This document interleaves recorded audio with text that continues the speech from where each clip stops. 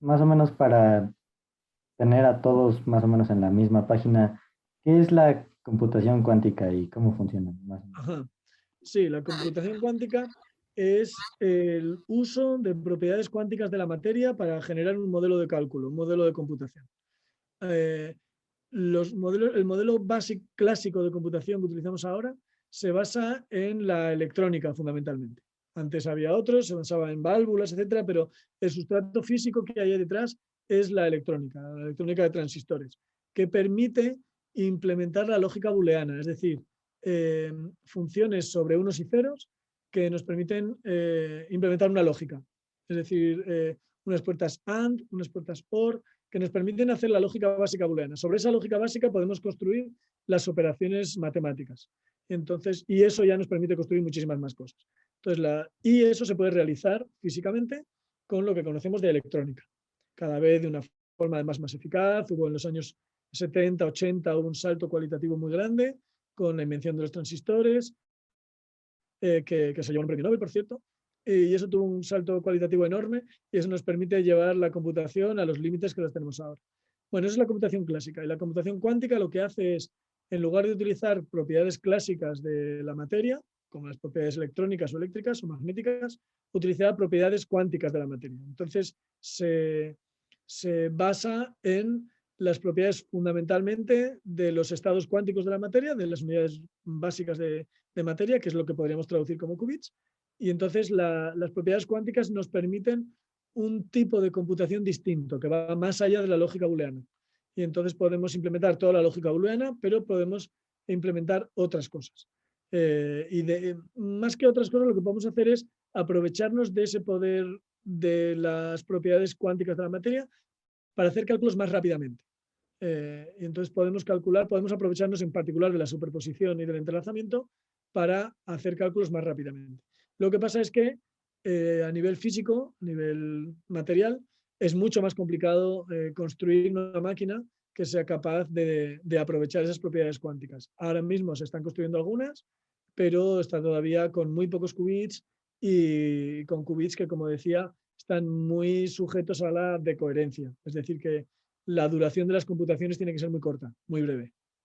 Así que bueno, eso es la computación cuántica, ese es un poco el estado en el que está la cosa. Bueno, ya está la pregunta de Ari Núñez en el chat. Ajá. Ah, sí, en el chat hay varias, ¿no? Comienzo por la de Ari. Eh, dice, ¿cuál considero que debe ser el impacto de la ciencia en la juventud latinoamericana? No sé muy bien en qué sentido entender lo del impacto. Si debe ser que, no sé, ¿qué entendemos por impacto? Un impacto cultural, un impacto en la educación para el progreso de la juventud. Pero, ¿en qué sentido preguntas cuál debe ser el impacto? No sé, o sea, ¿cómo se la deben tomar o cómo? No entiendo la pregunta. No, más bien, ¿cómo la ciencia podría ayudar a la juventud latinoamericana en un progreso para combatir causas sociales que hoy en día todavía existen relacionadas a la ciencia, como incluso el terraplanismo o movimientos antivacunas hoy en día? Más bien, ¿cómo la ciencia podría ayudar a la juventud latinoamericana en un progreso? Ah, bueno, yo creo que a través sobre todo de la formación, ¿no? Yo creo que además ahí es muy importante, la gente lo toma muy en serio, la formación a todos los niveles, desde el nivel infantil a secundaria y luego, por supuesto, la universidad. Ahí hay muy buenísimos centros de educación. eh, y yo creo que el hacer llegar, yo creo que sí se hacen esfuerzos muy buenos por hacer llegar la educación científica a todos los ámbitos, ¿no? Y me parece que ahí todas las iniciativas estudiantiles o a partir de las propias instituciones y también las estrategias de divulgación científica a varios niveles, pues deben producir que haya cada vez como un sustrato mayor de cultura científica. Y eso va a proporcionar que haya más gente que quiera hacer estudios de ciencia y, por tanto, lleva todo como una cadena, una especie de círculo virtuoso, ¿no? Donde cada vez la ciencia está presente a más niveles dentro de los jóvenes, ¿no? En Latinoamérica, bueno, en todos los países realmente, pero en el contexto latinoamericano en particular. Dice, ¿cómo cree que la decoherencia cuántica puede afectar el resultado del algoritmo cuántico implementado y cómo podemos evitarlo? Uf, ahí hay varias cuestiones. La decoherencia va en contra, digamos, de un ordenador cuántico, como todo sistema cuántico, tiene, bueno, está sometido a la decoherencia en cuanto a que se entra en relación o entra sí, en relación, en contacto con el exterior del sistema.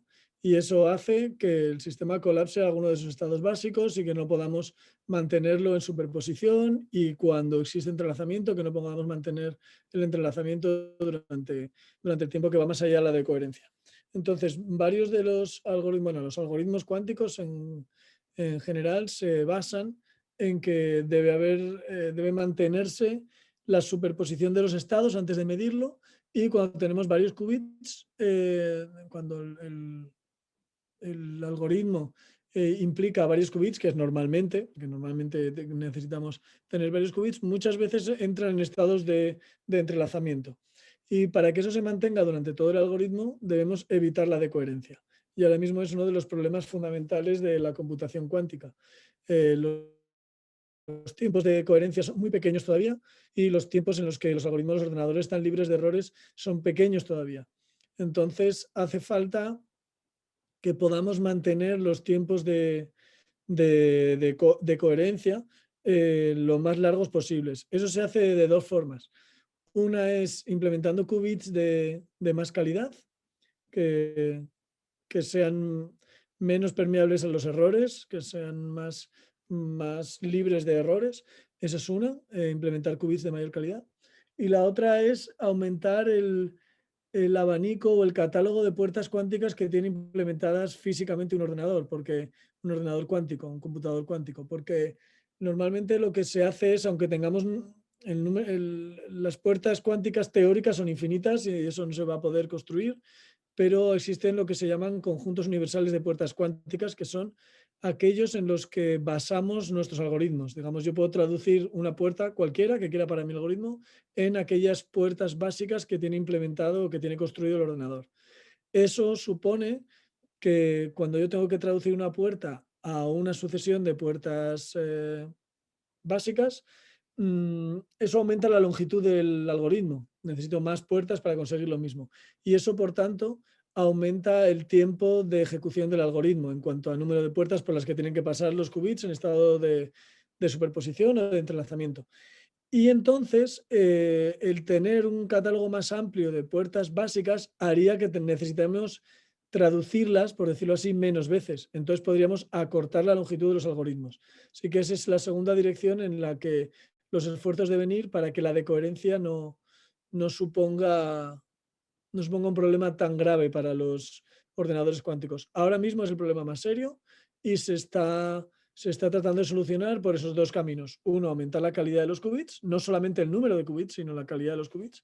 Y por otro lado, aumentando el catálogo de puertas cuánticas que realmente están construidas en los ordenadores cuánticos. Ahora mismo los conjuntos de puertas que están en los ordenadores son pequeños, y bueno, pues conviene ampliar ese abanico, ese catálogo de puertas que tienen los ordenadores.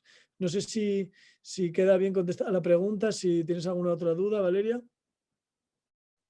No, muchísimas gracias, todo claro. Vale, genial. ¿Hay más por ahí? Sí, la siguiente es: ¿cómo empezó el canal de Derivando?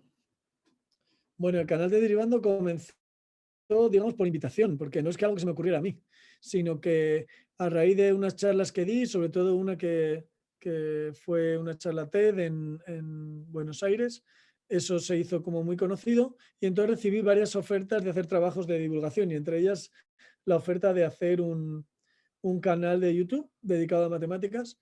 Y entonces una productora de televisión o de YouTube me preguntó si yo querría o estaría dispuesto a conducir un canal de matemáticas. Entonces yo les dije que sí, pero con unas ideas de canal, ¿no? Yo no quería dar clase, no quería que hiciera un canal tipo Julio Profe o Unicos. Eso ya existe, lo hacen súper bien. Entonces yo no sentía que ahí pudiera aportar nada. Y aparte yo ya trabajo en una universidad y me parecía que no era compatible dar clase en la universidad con dar clase a través de Internet. Y lo que les propuse fue hacer un canal más bien de cultura matemática, en un tono más bien desenfadado, divertido, pero que enfocáramos más bien la cultura matemática, algo que pudiera aportarle a todo el mundo, que pudiera poner las matemáticas más presentes en la conversación de la gente y que además le quitara de alguna forma el miedo, el rechazo a las matemáticas que mucha gente tiene y a la vez a gente que sí, que le gustan las matemáticas, pues pudiera darles temas de conversación, temas de interés y así que los vídeos de Derivando son variados. Y el origen fue ese, fue hace como 5 o 6 años y parece pues que algo que no tenía por qué haber funcionado bien, pues realmente sí funcionó bien. Y entonces pues hay mucha gente que lo ve y mucha gente que está interesada por la cultura matemática. La siguiente que veo por ahí es cuál sería el efecto de la computación cuántica sobre los lenguajes de programación y el futuro de la producción de software. Bueno, la computación cuántica en ese sentido de producción de software está todavía comenzando.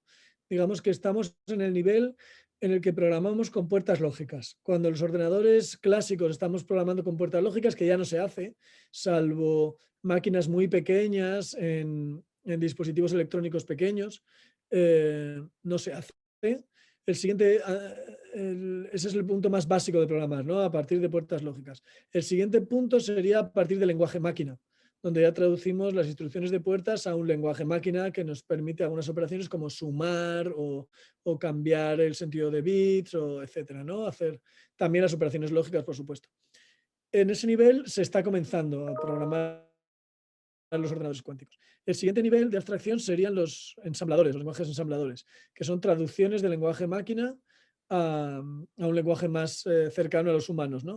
Entonces traducimos las instrucciones del lenguaje máquina, que son realmente codificaciones en ceros y unos, las traducimos a un lenguaje más similar al de los humanos, y eso sería el lenguaje ensamblador, que todavía es dependiente de la máquina. El siguiente paso serían los lenguajes de bajo nivel, donde ya son lenguajes puramente en una forma de expresión mucho más cercana a la humana, ¿no? Pues serían los lenguajes de bajo nivel tipo C o Java o etcétera, ¿no? Incluso Python se podría ver así. En ese nivel no estamos todavía, no estamos y se tardará. Ahora mismo los ordenadores cuánticos están en el nivel de programación en puertas lógicas y hay algunos intentos tímidos de inicio de un lenguaje ensamblador, un lenguaje ensamblador para ordenadores cuánticos, todavía dependiente de la máquina. Entonces estamos a ese nivel. Probablemente eso se va a ver acelerado en los próximos tiempos porque realmente donde más están progresando los ordenadores cuánticos es a nivel de software y algoritmos. Porque el cuello de botella ahora mismo está en el desarrollo físico de los ordenadores. Así que bueno, yo espero que este nuevo paradigma de computación cuántica, este nuevo paradigma de computación cuántica es muy interesante a nivel de software y a nivel del desarrollo algorítmico. Entonces, ahora eso sí que está viviendo un momento muy bonito y yo creo que seguirá. Este aspecto ya es una realidad y ya se puede programar y es muy bonito. Es una lógica de programación distinta a la que estamos acostumbrados y es muy bonita. Entonces, por ahí yo creo que sí que se desarrollará. ¿Qué efecto va a tener en la producción de software? Pues es todavía incierto de decir, porque probablemente la dirección principal en la que va a desarrollarse el software de computadores cuánticos es en la colaboración con ordenadores clásicos. Es decir, que hay algunas tareas específicas que los ordenadores cuánticos puedan hacer muy bien y podamos generar una interfaz con los ordenadores clásicos de forma que casi toda la computación vaya en el ordenador clásico, pero algunas tareas específicas se envíen al computador cuántico. La siguiente pregunta que veo por aquí, de Eduardo Villalpando, es ¿qué aplicaciones prácticas se ven en el futuro para la computación cuántica en temas como encriptación, bitcoins, blockchain, etcétera? Bueno, en encriptación hay dos tipos de aplicación. Una sería la criptografía de clave pública y clave privada, que es la criptografía asimétrica, por ejemplo RSA, o curvas elípticas, o sí, básicamente esos dos son los más utilizados ahora mismo, o Diffie-Hellman también. Ahí la computación cuántica al nivel teórico ya ha podido con ellos, porque son algoritmos basados en factorización o en el logaritmo entero, y eso los ordenadores cuánticos lo hacen muy bien. Existe un algoritmo que se llama el algoritmo de Shor, que está basado en la variante cuántica de la transformada de Fourier. Entonces, ese algoritmo es muy bueno y es capaz de bajar de una complejidad exponencial a una complejidad polinómica, de hecho polinómica en el logaritmo, por ejemplo, la factorización de enteros. Es decir, que en teoría, en la algorítmica, la computación cuántica ya, digamos, es capaz de destruir RSA o curvas elípticas. La cuestión es la implementación. Esos son algoritmos largos que no soportan los tiempos de coherencia de los ordenadores actuales, ni tampoco el número de bits, de qubits necesarios en los ordenadores actuales. Y el nivel de el número de qubits y de calidad de esos qubits necesario para ejecutar el algoritmo de Shor a un nivel de clave de un tamaño comparable a los que estamos utilizando ahora, no se va a lograr, yo diría, en las próximas décadas. Es difícil saber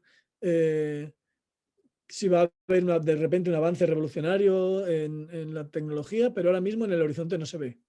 No se ve. La otra parte es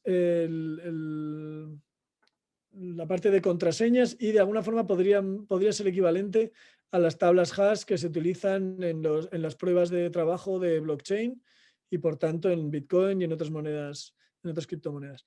Esos, tanto el rompimiento de contraseñas, la ruptura de contraseñas como de tablas hash, eso también hace uso de otro algoritmo diferente, otro algoritmo cuántico, que se llama el algoritmo de Grover, que lo que hace es una ventaja cuadrática, es decir, pasa de una complejidad n a la búsqueda de una base de datos no estructurada a una tasa de complejidad de raíz cuadrada de n.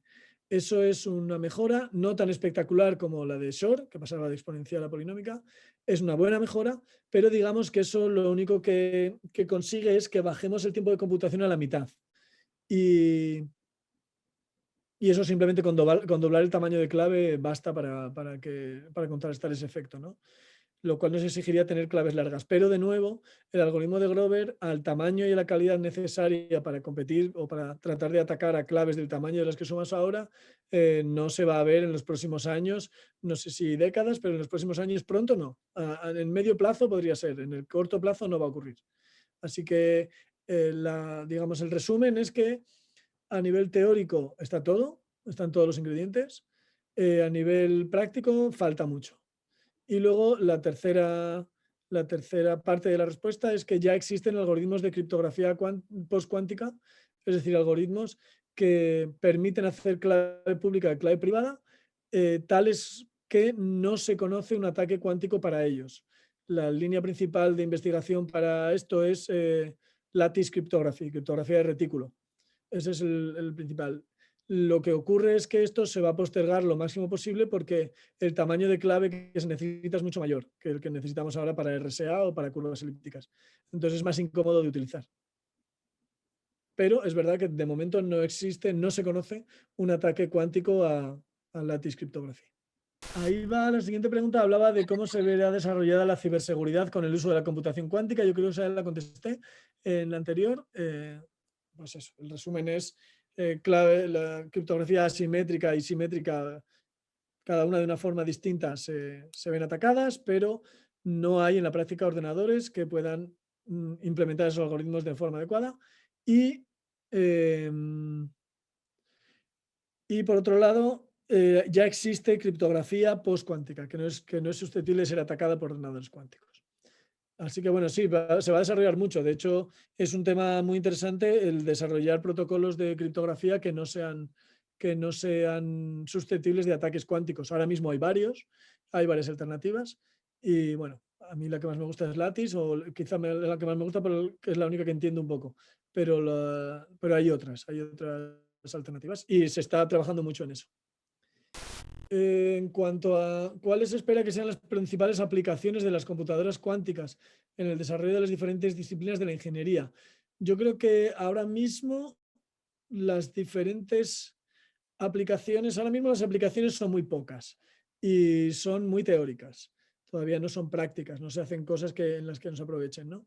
Pero yo diría que una de las principales va a ser la simulación de sistemas cuánticos. Los sistemas cuánticos son difíciles de simular con ordenadores clásicos. Entonces, aprovechar la computación cuántica para simular sistemas cuánticos es una de las direcciones. Y hay otra también de la que yo no sé mucho, que es la optimización.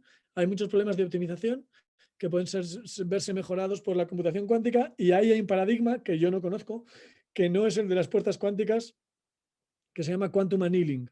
Entonces, el quantum annealing se aplica a a problemas de optimización y ya hay algunas empresas que están desarrollando aplicaciones de quantum annealing, entre ellas D-Wave, que es una empresa canadiense. Así que por ahí irían, yo creo, las aplicaciones en ingeniería.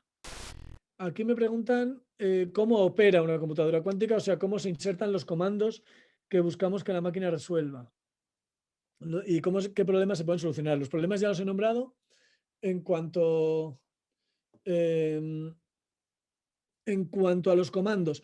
Se establece lo que es un circuito cuántico, entonces vamos colocando puertas que lo que hacen es modificar el estado de uno o varios qubits. Y vamos modificando el estado, manteniendo la superposición antes de medir el estado de ninguno de los qubits, antes de tocarlos. Lo que vamos haciendo es modificar el estado de los qubits de forma que cuando lleguemos al momento de medir cuál es su estado, de observar los qubits, esa observación me permita resolver alguna pregunta que yo me planteaba. O sea, tenga sentido para resolver alguna pregunta que yo me planteaba al principio, para resolver algún problema, como por ejemplo, saber si un objeto está en una determinada lista o no, que sería el algoritmo de Grover. O saber si cuál es el mayor factor primo de un número. Pues si yo soy capaz de modificar el estado de mis qubits para que al final la respuesta, cuando mida la medición tenga sentido para resolver mi pregunta, entonces estoy haciendo un algoritmo cuántico. Así que ya veis que es un poco el análogo a la computación clásica, sería estar en el momento en que podemos programar mediante puertas lógicas. Ese es el momento en el que estamos. Mediante la transformación de los estados de los bits por puertas lógicas, el resultado puede ser interpretado como una respuesta a mi problema. Pues en el caso de la computación cuántica es así. Así que ahora mismo no hay algoritmos del tipo bucles for o un bucle while o cosas así.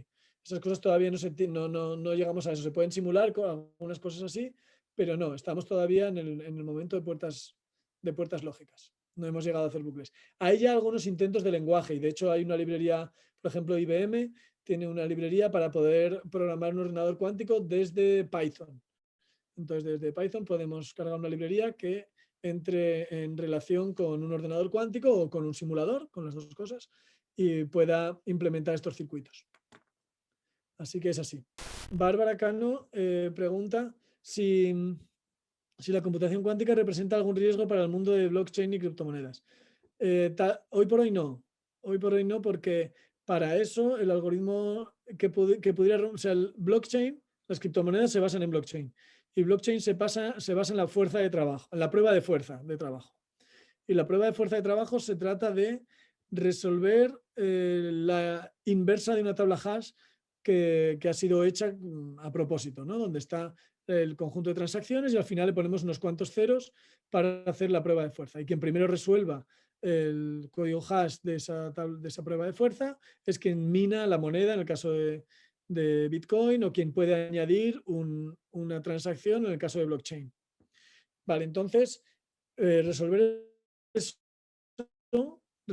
entonces la única forma hoy por hoy de resolver eso es fuerza bruta, ir probando. ¿Eso lo puede hacer un ordenador cuántico mejor? Sí, pero no mucho mejor.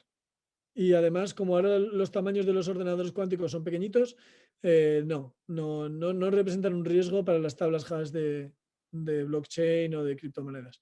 La computación cuántica puede ser que en algún momento avance lo suficiente como para poder resolver tablas hash, pero para que sea del tamaño del que se usan en blockchain usualmente, en particular en Bitcoin, no, estamos muy lejos de eso. O sea que ahora mismo no son un riesgo.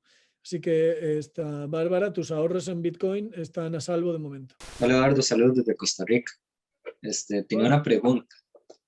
¿En qué momento de su vida usted supo que le iba a dedicar gran parte de esta a las matemáticas? Es que yo he estado pensando si estudio matemáticas porque soy olímpico y me gusta bastante, pero no estoy totalmente decidido. Entonces me gustaría saber si hubo algún suceso en su vida que lo marcó y dijo como, sí, voy a dedicarme a las matemáticas, o si fue como que siempre le llamó la atención. Bueno, no siempre me llamó la atención. De hecho, yo de niño no me gustaba demasiado las matemáticas. Bueno, me gustaba como otras cosas. O sea, me gustaban muchas cosas. Me gustaba la historia, la literatura, la física, el deporte. Bueno, de hecho, era como mi favorito era el deporte, ¿no? Cuando era niño y luego cuando estuve en la secundaria. Luego, en la secundaria es verdad que me gustaban las matemáticas y que tuve buenos profesores de matemáticas. También fui a las Olimpiadas en alguna ocasión, pero realmente yo lo que quería hacer al principio era computación y me metí a estudiar matemáticas porque entonces no había una carrera de computación como tal, sino una especialización en matemáticas y me gustaba eso. Pero cuando llegué a la carrera de matemáticas y empecé a ver lo que son las matemáticas de verdad, ahí me gustaron mucho más de lo que me gustaban antes y sobre todo la parte de álgebra y la parte de pensamiento abstracto me gustó muchísimo y ahí fue cuando dije, ah, bueno, a esto a lo que yo me quiero dedicar. Así que digamos que el momento fue una vez empezada la carrera, ya habiendo empezado la carrera de matemáticas, aunque siempre tuve un gusto por las matemáticas porque mis profesores eran muy buenos profesores y muy buenos matemáticos y me inculcaron un poco ese gusto por las matemáticas. Alejandro Miller dice, me surgió otra pregunta, soy muy novato en este tema de computación cuántica y me genera mucha curiosidad saber por qué nace la necesidad o la inquietud de desarrollar una computadora cuántica. Sí, la inquietud nace en los años 50, luego en los 80, a partir de Feynman. Feynman fue el primero que se le ocurre, Feynman y Deutsch, fueron los primeros que se les ocurre decir, podríamos aprovechar las propiedades cuánticas de la materia para hacer cálculo. Podríamos hacerlo, se podrían aprovechar. Yo creo que ellos aprovechan, si no me equivoco, y si me equivoco lo podéis consultar en la serie de libros de física de Feynman, ellos aprovechan el spin de una molécula de amoníaco, creo, para hacer cálculos. Entonces dijeron, bueno, y algunas propiedades cuánticas de esa molécula, ¿no? Entonces se plantearon la inquietud de si se podría hacer eso. Y a partir de ahí se comienza a desarrollar todo un paradigma nuevo de computación que conforme la tecnología va avanzando se va viendo que tiene más visos de poderse llevar a cabo en algún momento. Porque es verdad que aunque sea muy incierto todavía el desarrollo de la computación cuántica, si ocurriera sería un cambio muy grande, sí sería un cambio de paradigma enorme para la ciencia. Entonces, de momento es un sueño, vamos a decirlo así, un sueño teórico, pero si eso realmente se llega a hacer, los efectos van a ser muy grandes. Y por eso es por lo que hay varias empresas y varios grupos de investigación que están invirtiendo mucho esfuerzo, mucho dinero y mucho tiempo en tratar de llegar de forma práctica a la computación cuántica. Bueno, Ari dice, ¿usted cree que la propuesta de Hawking en su libro Agujeros negros y pequeños universos acerca de que la computación podría sustituir a los físicos teóricos para resolver problemas más complejos es cierta? ¿O hasta qué punto la computación cuántica podría ayudar a resolver los problemas de la física teórica? No, yo no creo que sea cierta, porque hoy por hoy hay una diferencia muy grande entre la computación y los seres humanos, que es la motivación. La motivación es muy importante para hacer ciencia, el saber por qué quiero hacer las cosas, qué quiero hacer. Entonces, los ordenadores o los computadores, tanto cuánticos como clásicos, pueden servir para ayudarnos a hacer ciencia. Pero una cosa que es difícil que lleguen a sustituir es decidir qué ciencia queremos hacer o qué tipo de ciencia queremos hacer. Eso no veo que vaya a ser sustituido. Es verdad que los ordenadores nos pueden ayudar a probar teoremas, nos pueden ayudar a hacer cálculos, nos pueden incluso ayudar a descubrir nuevas teorías, pero la motivación, la dirección, las razones, el porqué es nuestro. Eso no creo yo que lo vaya a sustituir en ningún momento, ni ahora ni en un futuro muy temprano. Aunque es verdad que se plantea el paso a la singularidad, ¿no? Cuando haya una inteligencia artificial que sea capaz de tener una autonomía suficiente como para desarrollarse por sí misma. Si ese paso a la singularidad se da, entonces nadie sabe qué puede pasar, porque si se da el paso de singularidad, entonces la inteligencia artificial va a crecer mucho más rápido que la nuestra y no llegaríamos a comprender probablemente lo que hace. Así que, pero yo veo lejos eso todavía, ¿eh? O sea, cuando ahora mismo se habla de inteligencia artificial, básicamente de lo que estamos hablando es de aprendizaje automático, no mucho más. Y ahí sí que tenemos una ayuda muy potente para la ciencia. Se desarrolla mucha ciencia basada en el poder del aprendizaje automático. Así que por ahí yo creo que son buenos tiempos ahora mismo para hacer física. Yo que sé, hay un problema, quizá, perdón que continúe, hay un problema que ahora mismo se acaba de resolver. AlphaFold 2 ha resuelto el problema de la estructura de las proteínas, de las cadenas de aminoácidos. Y eso era un problema que no se pensaba que se iba a haber resuelto en esta década, ni siquiera en la siguiente probablemente. Y con un acercamiento de inteligencia artificial AlphaFold 2 lo ha conseguido y eso es un hito científico. ¿Eso hace que va a sustituir a los biólogos moleculares? No, sino simplemente que va a tener una herramienta muy poderosa para hacer biología molecular. Es verdad que a la gente que se estaba dedicando a diseñar algoritmos de estructura tridimensional de proteínas, a esa gente sí le ha fastidiado. Tendrá que cambiar de área, seguro. Pero no a la biología o a la biología molecular como disciplina, al revés. Ahora tiene una herramienta poderosísima en las manos. Bueno, otra pregunta que tengo es si usted comenzara una startup basada en cómputo cuántico, ¿en qué área le gustaría enfocarse? Criptoseguridad. Seguridad. En criptografía y seguridad, claramente. A no ser que fueran desarrollos teóricos. Si fueran desarrollos teóricos, entonces ya no sería una startup, pero la seguridad es una. Y luego el apoyo a algoritmos de toma de decisiones, donde haga falta, por ejemplo, hacer búsquedas grandes o entrenamientos grandes de redes neuronales, podría ser que ahí también haya un nicho ahora para una startup basada en computación cuántica. Yo diría que lo que tiene que ver con inteligencia artificial, con aprendizaje automático y más claramente o más directamente lo que tiene que ver con criptografía. Porque es incierto, como decía antes, que se vaya a romper de forma cuántica pronto la criptografía que tenemos, pero es que si se rompe el problema es serio y hace falta estar preparados. Quiere decir que 20 años en problemas de criptoseguridad o de seguridad y criptografía no es tiempo, no es nada. Hace falta prepararse ya para eso. Y de aquí a 20 años es posible que haya ordenadores cuánticos potentes. Así que, bueno, yo diría eso, criptografía, seguridad y tal vez machine learning. Bueno, Naomi nos está por ahí, nos pregunta si podría haber una aplicación de la computación cuántica en inteligencia artificial o machine learning. Se están haciendo algunas, sobre todo para el entrenamiento de aprendizaje supervisado, pero nada espectacular de momento, ¿eh? O sea, ahora mismo es todavía prueba de concepto y se está investigando, pero no llegamos aún a nada práctico. Pero bueno, ahora mismo el estado es ese, es soñar y caminar de forma teórica y hacer cada vez algoritmos mejores para que en el momento en que la tecnología esté disponible, poderlos ejecutar. ¿Nos podría explicar el algoritmo de Shor? No. Sí, o sea, no de forma corta. El algoritmo de Shor es muy complejo de explicar de forma así larga. Entonces, así, de forma corta, ¿qué hace el algoritmo de Shor?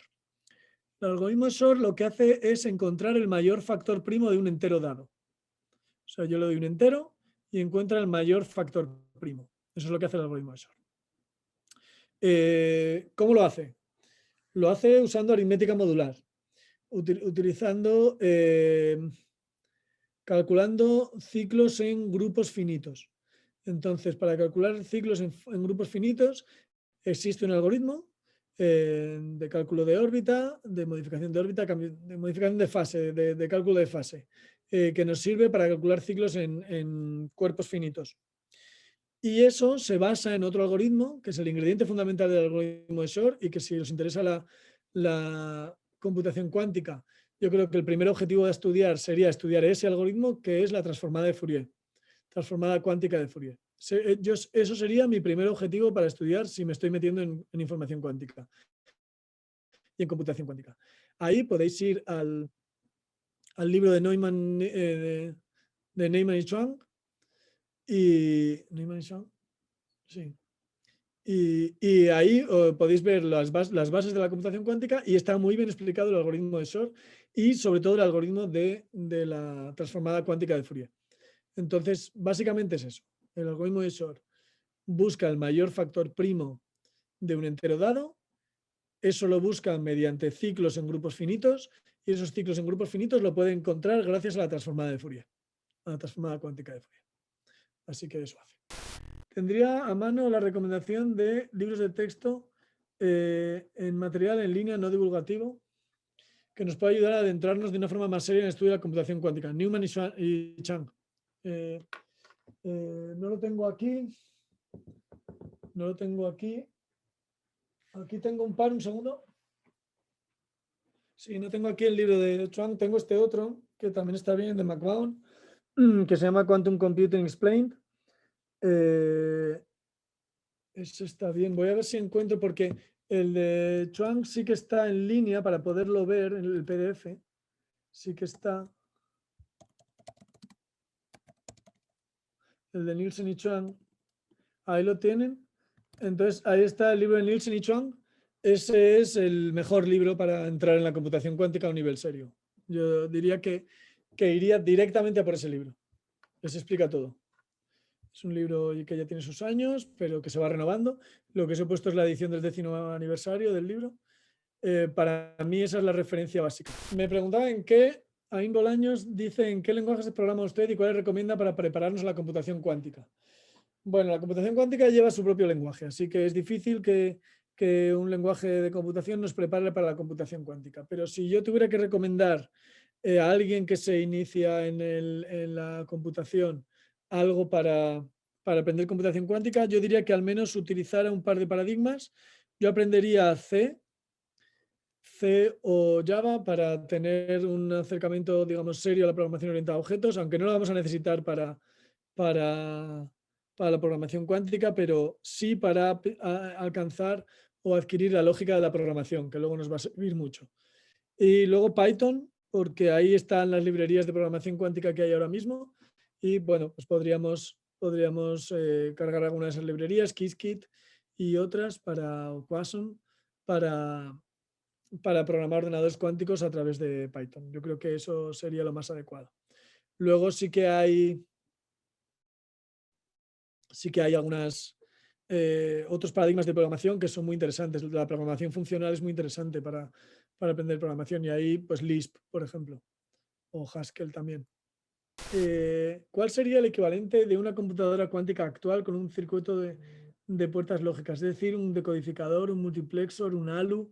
Sí, claro, eso es un decodificador, un multiplexor, un ALU. Todas las componentes de la CPU son lo que finalmente van a puertas lógicas, pero cualquier ALU o cualquier CPU que tengamos con su multiplexor y todo eso son montones de puertas lógicas. Entonces, sí, eso ya sería un ordenador cuántico grande. Lo más parecido es cualquier programador de placa, pero muy base, muy a nivel de programación lógica todavía, ¿eh? Una placa muy básica. Eso es lo que sería el equivalente a las puertas cuánticas que tenemos ahora. Sí, son los circuitos muy básicos de lógica. Pregunta si me gusta la teoría del Big Bang, la serie o la teoría física. La serie sí me gusta, aunque finalmente se acabó convirtiendo en una serie de parejitas y eso ya no me gustó tanto. Aunque, bueno, siempre tenía su rollo físico y tal. Y bueno, pese a que las dos últimas temporadas probablemente se convirtió en una serie de parejitas y de hijos y de no sé qué, pues bueno, eso me interesa menos. Pero bueno, la serie sí me gusta mucho. Y la teoría del Big Bang, por supuesto, claro. Es un poquito la explicación más coherente que tenemos ahora mismo de la cosmología. Así que bueno, sí me interesa. ¿Qué lenguajes de programación sabes usar y cuál lenguaje de los actuales sería el más factible a desarrollar de manera similar para programar con ordenadores cuánticos? Un poco lo que he contado, ¿no? Yo aprendería C y Python. Yo manejo C y Python normalmente. Profesionalmente programo esos dos. En C++, C++, como queráis. Ahí y en Python. Entonces, yo me dedico al álgebra computacional y ahí también teoría de grafos y esas cosas. Y cuando necesito cargar librerías rápido, tener mucha versatilidad de programación, uso Python. Y cuando necesito realmente tocar la memoria, ir a las cosas muy eficientes, estructuras combinatorias donde la eficiencia computacional es clave, ahí voy a C. Ahí programa C. Pero como decía, ninguna de las dos nos sirve mucho para los ordenadores cuánticos. ¡Wow! ¡Qué interesante!, ¿no? ¿Actualmente está en la UPV? No, yo trabajo en la Universidad de La Rioja. Esta de aquí. Universidad de La Rioja. No, nunca trabajé en la UPV. Lo que pasa es que la UPV patrocinaba algunos de los vídeos de Derivando, pero es otra universidad de otra ciudad. Yo trabajo en la Universidad de La Rioja, que está en Logroño, es una universidad pública, y doy clase de informática, doy clases también en máster de ciencia de datos y también dirijo tesis de doctorado. Ahora estoy dirigiendo 2 en álgebra computacional. Una está a punto de terminar, así que me va a quedar hueco por si alguien quiere hacer el doctorado. y otra lleva un año la otra persona, así que ahí estamos avanzando. ¡Wow! ¡Cuántas cosas! Madre mía, qué voracidad de saber. Muy interesante, ¿eh? Doctor, Sí. yo sé que hay muchas preguntas, pero bueno, primero darle las gracias, eh, no solamente por esta oportunidad de interactuar aquí con los jóvenes, con nuestros estudiantes, sino en lo personal darme la oportunidad de agradecerle y felicitarle. Primero agradecerle por este trabajo de Derivando, que yo como profesor utilizo varios de sus videos, ¿sí? Pues para hacer ese cambio de estímulo con los muchachos y bueno, siendo una exposición seria, la verdad es que siempre lo recomiendo muchísimo. Entonces, de verdad, muchas gracias por eso y al mismo tiempo una felicitación porque creo que se logra precisamente el objetivo de hacerlo muy ligero y a pesar de que hay algunos temas que son realmente escabrosos, ¿no? Para tratar. Entonces yo creo que el gran mérito también tiene que, en estos videos se logra explicar de la manera más simple estos conceptos complejos, ¿no? Y resulta muy llamativo, al menos a mí en lo personal me gustan mucho y la verdad es que agradezco ese trabajo. Una felicitación, en Bueno, serio. muchísimas gracias. Muchísimas gracias. La verdad que lo hago con mucho gusto y es muy bien recibido, lo que a mí me sorprende y bueno, y me satisface también mucho. Así que bueno, muchísimas gracias. Hay una pregunta más que decía de si la computación tradicional usa transistores con átomos de silicio, ¿cuál es el equivalente en la computación cuántica y cómo funciona? Hay varias tecnologías. Yo no las conozco mucho porque yo soy matemático, no soy físico, no sé la física de los ordenadores cuánticos demasiado, pero yo sé que hay qubits ópticos y ahora mismo la tecnología que más se está utilizando, hay varios tipos de qubits, ¿eh? La tecnología que más se está utilizando ahora mismo, por ejemplo, los ordenadores de Google, el Sycamore y de IBM, utilizan circuitos superconductores. Entonces, utilizando esos circuitos superconductores como hacen computación cuántica. ¿En qué consisten los circuitos superconductores? Pues no lo sé muy bien. Sé que se envían los qubits, se modifica el estado por microondas, pero sí, son circuitos superconductores lo que se hace. Es la tecnología imperante. Ahora mismo, pero hay otras, ¿eh? Con el avance de la reducción de los componentes tecnológicos, el cual creo que actualmente se ha visto estancado para hacer más pequeños dichos componentes, sí, ahora mismo hay un estancamiento, ¿eh? No se va a poder reducir mucho más, porque ya precisamente introduce ruido algunas de las propiedades cuánticas de la materia. El efecto túnel, por ejemplo, hace que no se puedan reducir mucho más los circuitos. Ahora mismo, sí, no. Básicamente, ahora mismo lo que van a poder mejorar nuestros ordenadores de sobremesa va a ser la mejora en las tecnologías de la memoria, en RAM. Eso es mejorar la velocidad de las RAM, es lo que todavía se sigue haciendo. Pero la velocidad de los CPUs se va a poder optimizar algo. Por ejemplo, el último avance interesante fue lo que hizo Apple con el M1, que estaba como muy optimizado. Entonces, bueno, eso se va a poder hacer. Y otra cuestión muy interesante en computación clásica a nivel de hardware es hacer ordenadores que consuman menos energía, microprocesadores que consuman menos energía. Entonces, lo que se hace ahora son procesadores multinúcleo donde solamente se activan los núcleos que se están necesitando en cada momento y eso produce mucho ahorro de energía. Eso es muy interesante ahora mismo. Con los descubrimientos y desarrollos teóricos de la computación cuántica, ese suceso podría verse de la misma forma que se vio hace algunos años. Esa es la gran duda. No se sabe. No se sabe. Porque necesitamos inventar nueva tecnología. Entonces, esa nueva tecnología de momento no ha aparecido. O sea, se van haciendo avances, ¿eh? Se van haciendo avances y se va aumentando lo que IBM llama el volumen cuántico. Pero sí, esa es la gran pregunta. ¿Se va a poder ver un avance rápido o grande? No lo sabemos. Tanto Google como IBM tienen un plan de aquí a 10 años en el que esperan tener ordenadores con miles de qubits y cuando tengamos miles de qubits podrá hacer alguna cosa que ya sea más de índole práctica, todavía pequeña, pero de índole práctica.